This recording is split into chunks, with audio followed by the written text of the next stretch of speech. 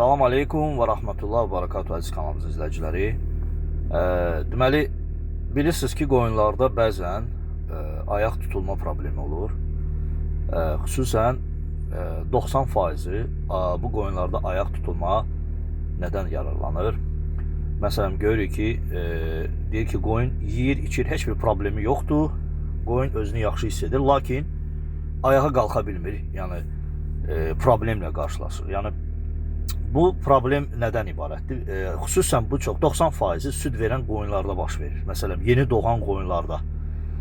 Qoyunda zəifçilik olur və xüsusən məsələn kalsium çatışmamazlığı olur, bilirsiniz yəni.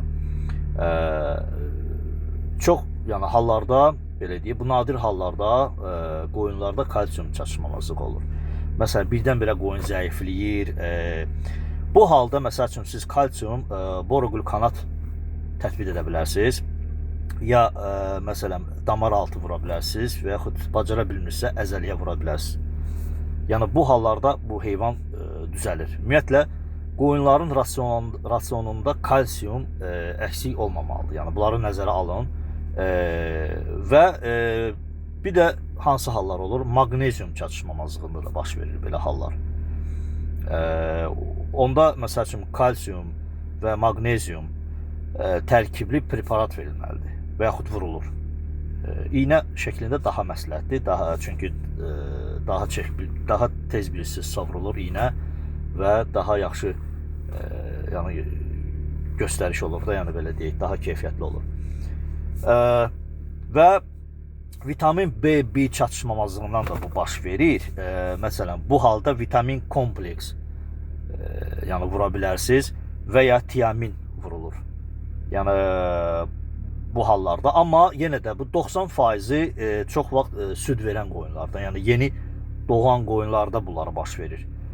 Ona görə bu vurğuladığım məsəl üçün, yəni əgər qoyun artıq yeriyə bilmirsə, oturub qalxa bilmirsə, yenə deyirəmsə, xüsusən yeni doğubsa, təkrarlayıram yenə, kalsium çatışmamazlığıdır. Yaxşı olar ki, kalsium və yaxud kalsium glukanat var, məsəl üçün. Onlar da istifadə edib vura bilərsiniz. İnsan aptekindən alıb vura bilərsiniz.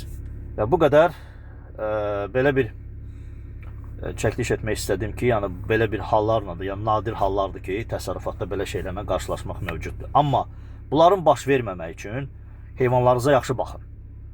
Yəni mineral vitaminlərə rasionda yer olsun, yəni onlara. Bu əsas məsələdir.